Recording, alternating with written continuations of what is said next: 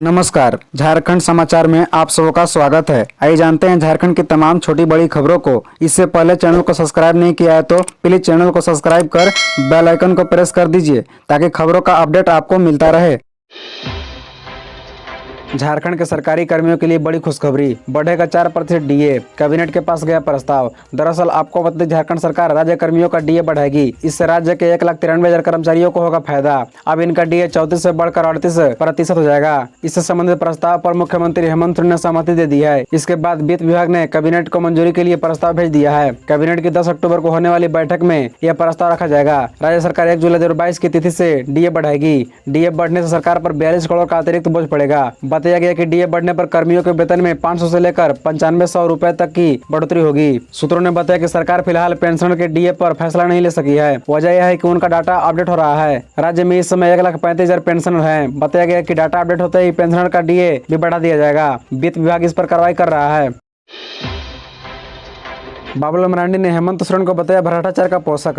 राज्यपाल से की सीएम को बर्खास्त करने की मांग। दरअसल आपको बता दें कि झारखंड के पूर्व मुख्यमंत्री और भारतीय जनता पार्टी के नेता बाबूलाल मरांडी ने प्रदेश के मुखिया हेमंत सोरेन को भ्रष्टाचार का पोषक बताया है। उन्होंने राज्यपाल से मांग की है कि भ्रष्टाचार से लिप्त मुख्यमंत्री हेमंत सोरेन को बर्खास्त करे। झारखंड विधानसभा में भाजपा के नेता बाबूलाल मरांडी ने शनिवार को प्रेस कॉन्फ्रेंस करके मुख्यमंत्री हेमंत सोरेन को कटघरे में खड़ा किया। उन्होंने कहा कि झारखंड मुक्ति मोर्चा की अगुवाई में चल रही यह सरकार भ्रष्टाचार में आकर डूबी है। कहा कि यह सरकार जितने दिन रहेगी झारखंड राज्य का उतना ही ज्यादा नुकसान होगा। उन्होंने कहा कि राज्य को सरकार नहीं बिचौलिए चला रहे हैं। मुख्यमंत्री आवास बिचौलिए का आवास बन गया है। पदाधिकारियों से बिचौलिए ही बात करते हैं। ट्रांसफर पोस्टिंग टेंडर का मोल भाव वही करते हैं। श्री मरांडी ने जरमुंडी में युवती को जिंदा जलाकर मारने की घटना की कड़ी निंदा की। कहा कि राज्य में अपराधियों का मनोबल बढ़ा है। हेमंत तो हिम्मत है का नारा अपराधियों को खूब भा रहा है। उन्होंने कहा कि राज्य की विधि व्यवस्था पूरी तरह ध्वस्त हो चुकी है। प्रेस कॉन्फ्रेंस में भाजपा प्रदेश मीडिया प्रभारी शिवपूजन पाठक, प्रवक्ता अविनेश कुमार और सह प्रभारी योगेंद्र प्रताप सिंह भी मौजूद थे।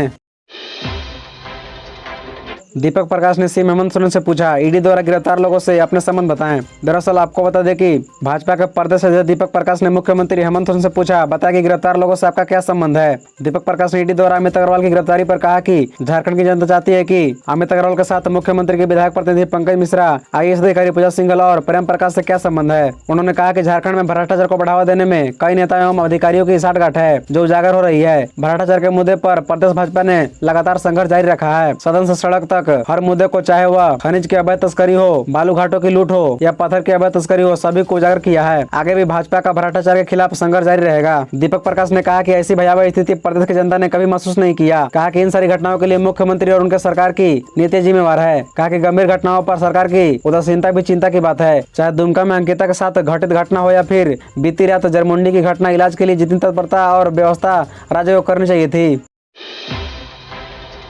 जेएमएम ने छीना स्थानीय नीति और ओबीसी आरक्षण का मुद्दा। अब भाजपा के सहयोगी आजसू को नहीं मिल पा रहा नए मुद्दे। दरअसल आपको बता दें कि झारखंड में भाजपा के सहयोगी निभा रही आजसू पार्टी को नए मुद्दे की तलाश है। 1932 के खतियान आधारित स्थानीय नीति व ओबीसी को 27% आरक्षण लागू कर झारखंड मुक्ति मोर्चा ने आजसू से दोनों बड़े मुद्दे छीन लिए, जिसके बाद यह पार्टी अपने शेष मुद्दे पर फोकस कर रही है। कुछ अन्य संभावनाएं भी तलाशी जा रही है। खतियान आधारित स्थानीय नीति तथा ओबीसी को 27% आरक्षण लागू करना आजसू पार्टी का बड़ा मुद्दा था। पार्टी इन दोनों के आधार पर अपनी रणनीति करती रही है। अब यह पार्टी जाति जनगणना और निकाय चुनाव में ओबीसी को आरक्षण का बड़ा मुद्दा बनाने का प्रयास कर रही है। इन दोनों विषय पर राज्य सरकार ने अभी तक कोई पहल नहीं की है। इसका लाभ उठाते ही आजसू ने इन दोनों मांगों को लेकर सरकार पर दबाव बनाने का प्रयास में है। आजसू ने पिछले लोकसभा चुनाव में एनडीए गठबंधन के तहत गिरिडीह संसदीय सीट से चुनाव लड़ा था और जीत भी हासिल हुई थी। ऐसे में पार्टी की नजर 2024 में होने वाले लोकसभा चुनाव की ओर है। फिलहाल पार्टी इन मुद्दों को तलाश कर रही है, जिसके भरोसे लोकसभा के साथ साथ अगले विधानसभा चुनाव में भी मजबूती के साथ मैदान में उतरा जा सके।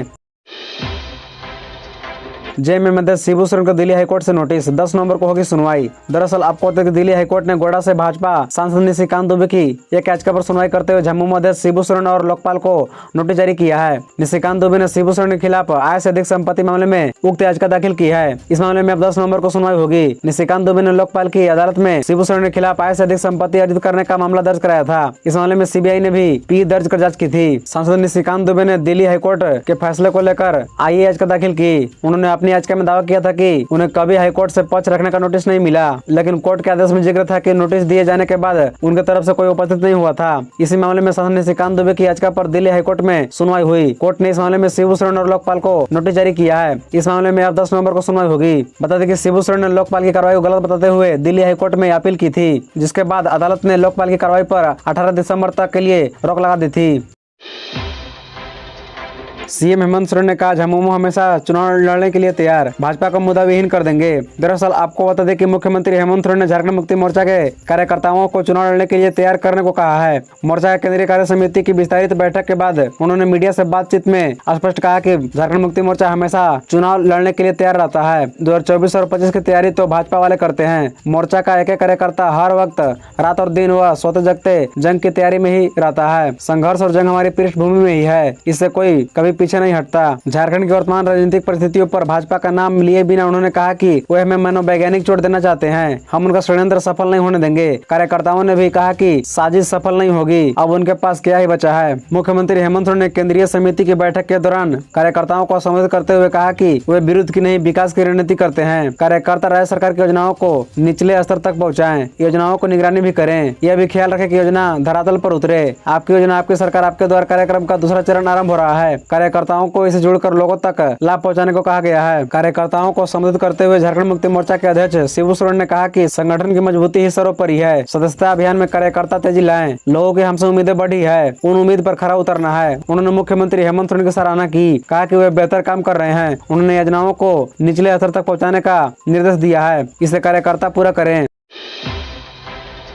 गुमला में प्रतिबंधित मांस बिक्री का खुलासा, पुलिस को देखते ही फरार हुआ आरोपित, छापेमारी जारी। दरअसल आपको बता दें कि झारखंड के गुमला जिले के चैनपुर थाना क्षेत्र के सुखड़ी गांव में शनिवार को कुछ लोगों के द्वारा गोकसी कर प्रतिबंध मांस बिक्री किए जाने को मामला प्रकाश में आया है। मिली जानकारी के अनुसार सूचना मिलने पर पुलिस गाँव पहुंची तो पुलिस को देखकर बेचने और खरीदने वाले भागने में सफल रहे। पुलिस ने एक व्यक्ति को जो खरीदने आया था उसे पूछताछ कर रही है। पूछताछ के दौरान उस व्यक्ति ने पुलिस को बताया कि प्रत्येक शनिवार को बरवे नगर गाँव निवासी सुल्तान खान अपने कुछ सहयोगियों के साथ मिलियन सेका के बगान में गोकसी कर मांस बेचने का काम करता है। उसने कहा कि काफी दिनों से यहाँ यह काम चल रहा है। बताया कि पुलिस के आने से पहले प्रतिबंधित मांस खरीदने के लिए काफी लोगों की भीड़ थी। पुलिस को देखते ही सब झाड़ियों से होते हुए भाग निकले। पशु चिकित्सक के द्वारा कटे हुए प्रतिबंधित मांस का पोस्टमार्टम किया गया, जिसके बाद स्थानीय कुछ ग्रामीणों की मदद से कटे हुए मांस को गड्ढा खोदकर डाल दिया गया। इस मामले पर चैनपुर थाना प्रभारी आशुतोष कुमार सिंह ने बताया कि पहले सुबह सूचना मिली थी कि थाना क्षेत्र के सुखड़ी गाँव में गोकसी का प्रतिबंध मांस की बिक्री की जा रही है। पुलिस के आने की भनक